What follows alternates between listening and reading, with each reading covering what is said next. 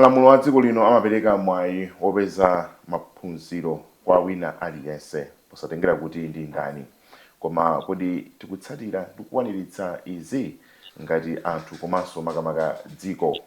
Ine dzina langa ndi Sam Kabambe, kukulandirani mwapaderadera mu zocheza zathu lero pamene tikucheza ndi Susan Nyahuwa amene tili naye limodzi mu studio muno kuyimbira bungwe la Special Olympics Malawi, komanso tili ndi Matilda Mpoma amene ali nafe online kuti join naso ndithu mukucheza kwathu kwa lero, zomwe tikukambirana lero zikutipatsira ndi Disabled Women in Africa, ndi thandizo lochokera ku bungwe la GIZ. Lero zokambirana zathu zikutsindika pa nkhani yokhudza kupeza mwayi wa ntchito ndi nkhani zina zokhudza makamaka chuma kwa anthu omwe ali ndi ulumali. Khalani nafe pamene tikuyamba program yathu mukucheza kwathu kwa lero. Tikulandireni Susan komanso Matilda, welcome to the program. Inetu ndathokoza. Zikomo kwambiri pa nkhani imeneyi yokhudza kupezeka mwayi wa ntchito kwa anthu omwe ali ndi ulumali. Mukuti nayo bwanji nkhani imeneyi? Tiyamba ndinu Susan, kenakonso Matilda mutipatsa ndemanga yanu zimene mukuonera zinthuzi makamaka funso limeneli mu program yathu ya lero. Nkhani yokhudza mwayi wa ntchito kwa anthu amene ali ndi ulumali kutengera pa Gender Equality Act ya 2013 imene imanena kuti wina aliyense wa ulumali ali ndi ufulu okhala ndi mwayi wa ntchito umene akufuna ngati munthu wina aliyense. Ngakhale zili chomwechi komano ku Malawi kino si wina aliyense amene ali wa ulumali amene ali pa ntchito. I can give you an example kuti nthawi imene ndinali ku university we had a lot of friends oti anali a disability including me. Tinapanga graduation last year. Not tikuziwa amene pali background sikuti ukamaliza school nde kuti you should expect kuti ntchito ipeza right away.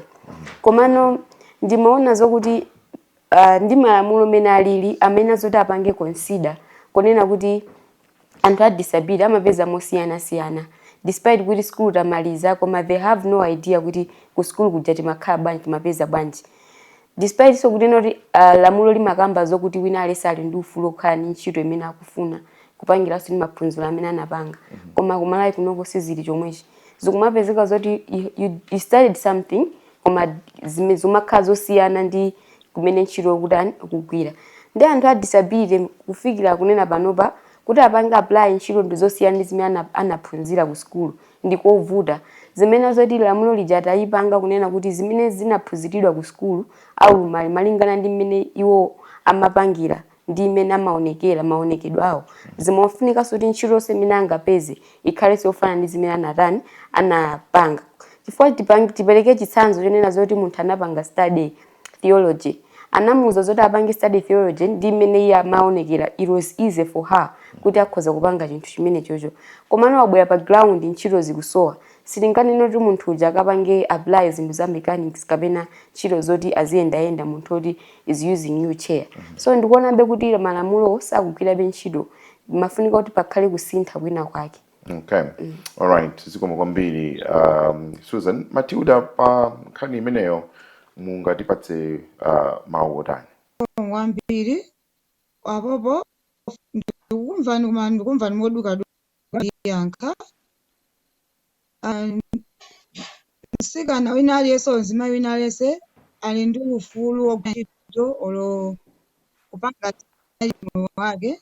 Of course kumalawi kunoko zimakhala ngati pena zikumavuta ndi mmene anthu amakhalira amene zilili kwa lamulo ndithu limanena kuti tili ndi ufulu wogwira china chilichonse kapena kukhala ndi mwayi wa maphunziro, zomwe ni masiku ano zinthu ngazimenezo zikuchitika koma mwina asaitu zomwe kwambiri. All right. Okay. Mwina tibwerere ku nkhani ya maphunziro. Ena nkumati omwe ali ndi ulumali ambiri skulu sapita nayo patali kwenikweni. Ena amatinso zimatengera ndi zida komanso malo ogwira ntchito zomwe zimapereka chipinjo kuti anthu amaulumali ena sangathe kukwaniritsa kugwira ntchito bwino makamaka inu mukutipo nayo bwanji nkhani imeneyi? Kunena mosabisa boma likuyesesa kuti lifikire wina aliyense, mzimayi wina aliyense wa ulumali ngakhalenso wina aliyense wa ulumali kuti aphunzire mene zilili m'malamulo. Ndifebe ochepekedwera ngati dziko la Malawi kunena kuti sangafikirenso wina aliyense. Chitsanzo titengere kwa anzathu amene ali mamidzi, munthu amene akuyuza wheelchair. Anthu ambiri alibe awareness kumamidzi kuja kunena zokuti akhoza kupitiriza ndi skulu kuti amalize bwinobwino. Amaziyanga they build themselves kunena kuti sangapite patsogolo ndi skulu ndi mmene alili. Njinga ndikovuta so kuti ayipeze. Unless ngati kuti mabungwe ena ake alowerera kuti akathandize. Koma si mabungwe onse amene akufikira anthu ngati amene achawo. So education is being hard for them kuti amalize chifukwa chonena zokuti accessibility yokuti ayenda akafike ku school zikhalanso zovuta. And some of the classrooms amene anamangidwa tikuzona kuti zin classroom anamangidwa kalekale nthawi yakamuzu yonena zokuti nthawi ina mwina sanapange consider kuti maskulu ena ndi anthu a disability kapenayi, and kapena kuti munthu area imene ali skulu imene akuphunzira si anthu a disability koma akungopita chifukwa choti akufuna kuphunzira pamene zikukhala zinthu zovuta. So tikhoza kunena kuti maphunziro bakhoza akumakhala ovuta kwa anthu a disability chifukwa cha mwina accessibility kuti akafike kuja kuona munthu mwina wa visual impairment osaona alibe makeni oti can use kuti akafike kutiko ku skulu, kapena alibe anthu owathandizira, anthu a deaf, anthu a hearing impairment kuti azapangira interpret zinthu zimene zikukhala zovuta kuti sangapitirebe chitsogolo ndi skulu. Alright. Matilda, mungutipo bwanji pa funso limene makamaka nkhani yokhudza anthu omwe ali ndi maulumali osiyanasiyana kupita patali ndi skulu, ambiri akuti skulu yawo sapita nayo patali komanso mwina kuthekera kwawo kugwira ntchito bwino m'malo osiyanasiyana. Mungati utiuze chani makamaka pa funso limene? Chabwino zikomo kwambiri. Anthu ambiri so ena amakanika indedi nkani tikukamba ndi ayamba ndi accessibility, even transportation kuti mwina munthu kumala kuti mwina skulu ndikuti ali and office ndikuti ali munthu mwina ali pa wheelchair kodi kumene kuja akafikirako bwanji. Alright, ndimene tikunena kuti even tikafika mma buildings tikamakhala accessibility kuti mwina munthu apite akayende mwina akafike mwina manyumba ma upstairs amapezeka kuti mwina alibe malampu aja zimakhaso zovuta. Even kwa munthu amene mwina ali wa deaf kumapezeka kuti mwina wafika ku skulu kuja koma kuti mwina apezeka kuti munthu inake wa sign interpreter osapezeka kuti mwina agwirizane kuti anthu aja ayankhula chani zimapezeka kuti zimakanika. Even so a blind amene kuti akhe mwina ndi white cane of course imene anenera. Even ma materials otolembera like ma packings machine ma bujen mazopangira ma braille kumakati kulibeko ngati zimene zizi. Ndazimene zizi zimabwezesa so mbuyo anthu kuti mwina kuti akona kuti ndi ulumali koma kuti ndikanika kuti ndikaphunzire nchifukwa chani. Komanso china chimachitika ndi mmene timakhalira makolo ambiri masiku anowa amati akaona kuti mwana walumala amamtenga ndikumbisa choyenga kuti achite manyazi mwina amapati mwina makolo aja azichita manyazi kapena ayi achibalaja so ena amakhala mwina amaona ngati ndi chipinjo. Ndazinthu ngati zimene zijasonso ndayi zambiri zimalepheresa so munthu waulumali kuti mwina apite nayo patali ndi skulu. Chimodzimodzinso even ku ntchito kumene anthu mwina ongomuona kumene amayankhula kufika ni extent awagwira ntchito bwanji ndi mmene alilimu. Zimayambiranso ndi anthu ifeyo even ndi anthu kapena aja anzathu amene timakhala nawo ndamene mwina cholepheretsa kunena kuti munthu afikire patali kapena ndi maphunziro omwe kuti akuphunzira mwina kufika zikomo kwambiri. Alright, then tikambe za ma solutions tisanapitire pa nkhani imeneyi chifukwa dziko ngakhale yaboma komanso mabungwe ena ambiri osiyanasiyana ali ndi gawo loti akuyenera kuchitapo kanthu pofuna kusintha zimenezi. Mukuona kwanu chikufunika chichitika ndi chani pa nkhani imeneyi makamaka? tiyamba ndinu Susan kenako Matilda azatiyankhulaso. Ndikuona ngati kuti mabungwe kapena boma makamaka anthu amene amaonetsetsa kuti anthu apite ku sukulu ndi mabungwe ngati makoda limene komanso Comfort ndi bungwe limene limathandiza atsikana kulimbikitsa kuti apite kuti atsikana a disability kuti apite kuti ku school. We have hope for the blind amene amathandiza anthu a ulumali wa kusaona kuti atani apite ku school. Ndimaona kuti mabungwe amene wawo akanachulukira chifukwa chokuti mabungwe ntchito yawo akugwira yes komano sikufikira wina aliyense. Makamaka pano pa chimene ndaona Comfort kapena kuti Hope for the Blind ikumapanga consider ma schools omwe mwina ali secondary schools ndi university komano sakumapanga consider from primary. Zikufunika kuti ayambire kutali chifukwa chokuti anthu ambiri kuti agwe ulesi kuti asapitire tsogolo ndi school zimayambira ku primary level. Chifukwa amaona kuzala akuku kulibe tsogolo amene angandipushe kuti ndipite kuti kutsogolo. Komanso ndimafunisisa kuti anthu aboma akanamvetsetsa kapena kuti anthu amba ena amene amakhala kuyang'anira anthu a disability amvetsetse maufulu anthu aja kuti kufunika kwawo ndikotani kuti apite kuti ku school. Alright. Matilda, pankhani imene muli nayo bwanji tukamba za ma solutions tsopano chikufunika chitike ndi chani? Zikomo kwambiri. Choyamba ndinena kuti ngati tipempha boma of course mabungwe ma organizations amene mwina akufuna zimanga mwina maujeni ma buildings awo kapena chani kuti kukhale mwina anthu azitha kukhala.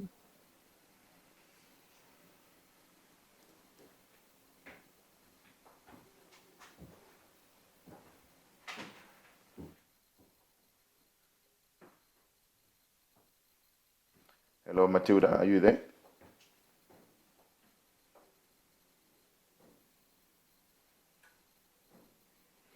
Okay, it seems like we've lost Matilda TSSO kulumikiza nawo kuti abwererenso pamene tikupitiriza kucheza kwa anthu kumeneko.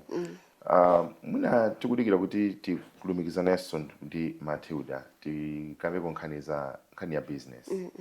Nkhani inaso tundiyokhudza kuchita business komanso kupeza mwayi wa chuma chochitira business yo kumbali imeneyi anthu omwe ali ndi maulumali osiyanasiyana. Mukuona bwanji kuti what's the situation? Choyambirira tiyamikire boma kunena kuti mena mapanga ma bills awo anapanga bill nena kuti pakhale thumba la chuma yothandizira anthu a disability.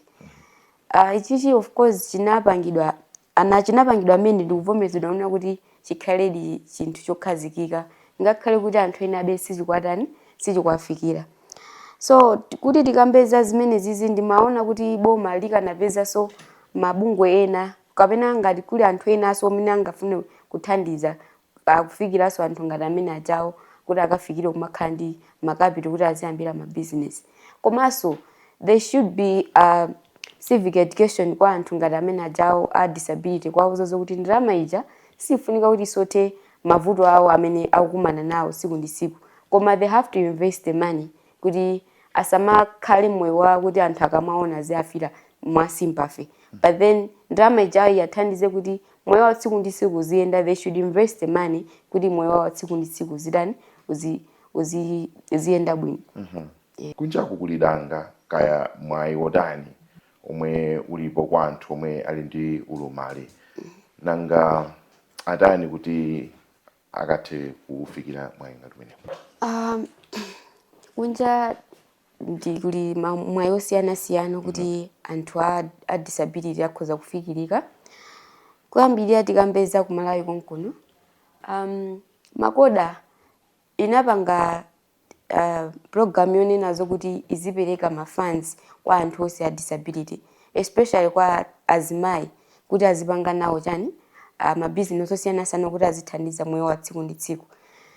Komanso chimodzimodzi imene anapangira inagwirizana na CRGP inaperekaso paliso special thumba lonena kuti anthu a disability azithaso kupindula ni drama za dziko lonse lapansi kumene anapangira ratify Malawi kuti wina aliyense athandizike ni drama imeneyi.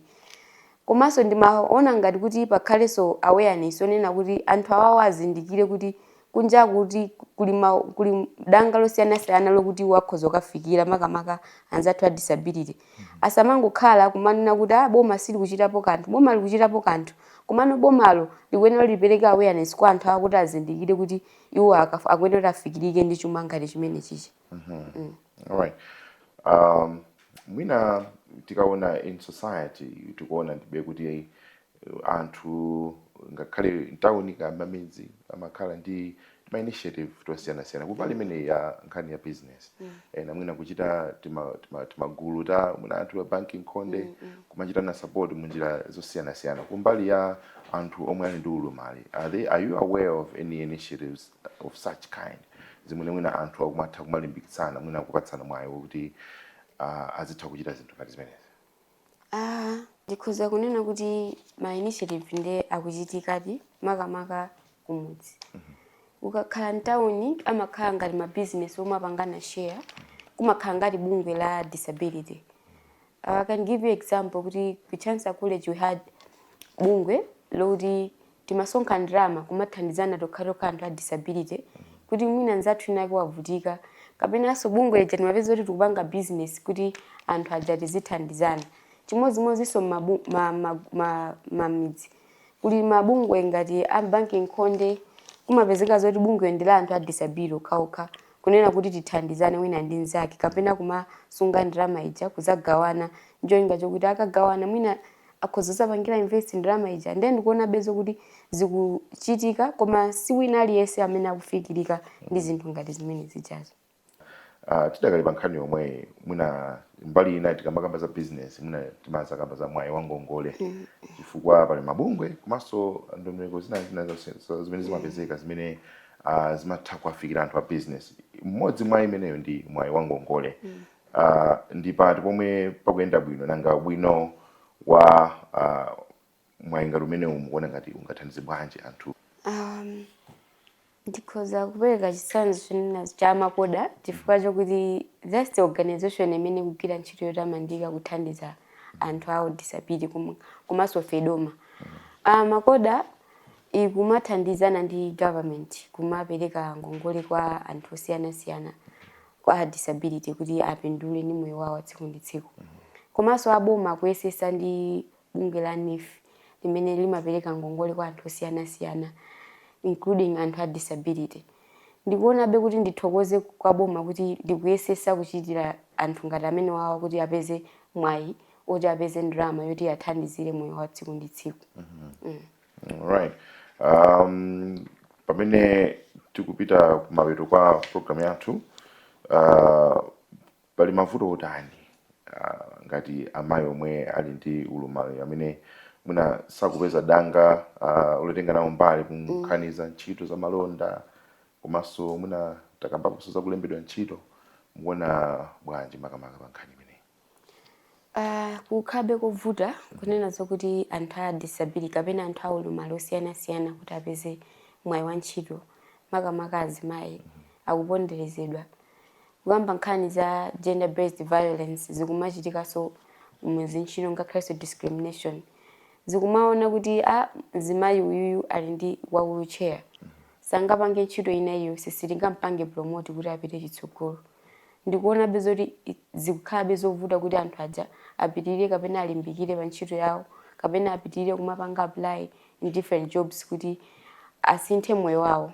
Ndikuona biti pakhale awareness kuti malamulo aja amene akukamba mu CRDP imene onena zokuti boma limene linapanga ratify kunena zokuti wina aliyense ali ndi ufulu ogwira ntchito komanso pasakhale munthu nayense wopezeka kuti akusala munthu wina ndi nzake pa ntchito. Komanso tikambe kunena kuti za accessibility at working place. Ndikuona kuti boma lichite bobeka anthu ngakhalenso ma private sectors kuti aonesese kuti ma buildings amene akumanga akhale accessible kwa wina aliyense amene ali ndi ulumali. Ngakhalenso ma school chimodzimodzi kuti kanda private kapena ndi aboma pakhale accessible buildings kuti anthu akhale ndi ufulu kuti akhoza kupanga education mwabwinobwino. Right. tikamakamba zonsezi zikuoneka kuti another important thing ndi awareness. Yes. Tiwafuna limuna tingobwerenza titsindike nkhani yokhudza awareness mu program imeneyi. Mukuona kwanu, is there enough awareness out there? Tikakamba za awareness, let's also look at the angle yonena kuti anthu nkhani zokhudza maufulu anthu amene ali ndi ulumali akuwalandira bwanji. Mukuona kwanu. Awareness yoyamba ndimaona kuti ikhale kwa eni yake mwini ife anthu a disability. Sifuka tikhoza kunena zokuti tili ndi disability koma ifeyo sitikumazo zoti tikuphwanyiridwa ufulu tikungokhala. In the end ndife amene tikupanga safa. Awareness yambiri ndikuona ngati boma ifikire anthu a disability. Awuze zoti ali ndi ufulu ophunzira, ali ndi ufulu oti agwire ntchito komanso ali ndi ufulu okhala ndi malo abwino pa ntchito ngakhalenso ku school. Another awareness goes kwa ma authorities ka ntchito ngakhalenso aboma. Pala aboma ena kuzokhala kuti they are making those laws kumano sakuzindikirabe kapena sakugwiritsa ntchito malamulo ati. Ndimaona kuti ma private sectors, ma authorities from those private sectors alandireso adziwe za ufulu wa anthu ngati amene wawa ngati ufulu wa CRDP umene tikunena kapena Disability Act ya 2012 kuti aliyense ali ndi ufulu kuti akhale pa ntchito, aliyense ali ndi ufulu oti asasalidwe. Right. Tikhoza kumakhala ngati mu program tungokamba za madando koma let's look at some progress. There should be some notable areas where tikuona mwina kusintha kuna ndi kwina kwene kulipo kunkhale makamaka zokhudza anthu amene ali ndi ulumali osiyanasiyana. What are some of the things you can point at? Mino maonabe kuti this is commendable kuti khala ngati kuti ntchito iyi ndiyo tamandika imene mukuona. Chinthu choyamba chimene tikhoza kuloza ndi accessibility in education kwa ma buildings aku ma school. We have seen kuti ngakhalenso muzipatala panopa kumapezeka zokuti kuli malo ena ake okuti akhoza kuyendeka bwino kwa anthu amene akuyuza njinga kapena ma wheelchair. We have ma schools amene akumagawa aboma omwewo ngakhalenso mabungwe osiyanasiyana. Ndipitizabe kuthokoza afe doma kumaso makoda kunena zoti akutengaponso gawo kumagawa zinthu zosiyanasiyana ma braille in universities kumaso ma primary schools ngakhale ma secondary schools kuti pakhale kuvuta kuna kulikonse kuti munthu aphunzire kapena apite chitsogolo ndi school kapena ntchito. All right. Pomaliza kwenikweni tikakamba nkhani za maufulu amene takhatu kunenawa. Aliyense ali ndi ufulu wopeza ntchito malingana ndi maphunziro kaya kuthekera komwe ali nako posatengera ability yake. Even those who have disability, they have these rights. Pomaliza, just to conclude, what would you say in this regard as many zikufunika zichitike makamaka? Mone mwafotokozera wina aliyense ali ndi ufulu.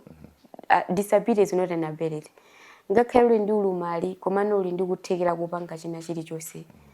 Doesn't matter kuti where you are coming from, komano it should be you yourself kunena kuti umvetsese chimene uli. What do you want to achieve in life? Chisakale chipinjo chifukwa you have a disability kapena usaperekeso chipinjo kwa anthu amene alibe ulumali. But you have to understand kuti uli ndi goal yonena kuti ufikire. So ndikhuza kupangaso encourage anthu a disability kuti kumene ali asangokhala, they have to work hard ngakhale ku school ngakhalenso muzintchito. Chisakale nkhani ya tsiku ndi tsiku kunena zokuti tizikathandiza anthu a disability. Iwo osali ndi light okathandizaso anthu abwinobwino once they have achieved everything.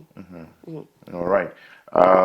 Tilekere pomwepo kucheza kwathu kwa lero pamene tikhale tikupitirizanso maprogramu ena makamaka owunika nkhani zokhudza anthu amene ali ndi ulumali wosiyanasiyana imene akutipatsira ndi Disabled Women in Africa ndi thandizo lochokera ku GIZ. Ine dzina langa ndi Sam Kabambe komanso timacheza ndi Susan Yahuwa from Special Olympics Malawi amene tinayi program uno komanso tinali ndi Matilda Mpoma amene anatipatsanso ndithu ndemanga zawo zimene tinali ndi kavuto pang'ono, a technical glitch, but we will have a moment for her to give us a summary of a conclusion ya mmene akuonera nkhani zimene tacheza lero makamaka mu program imeneyi.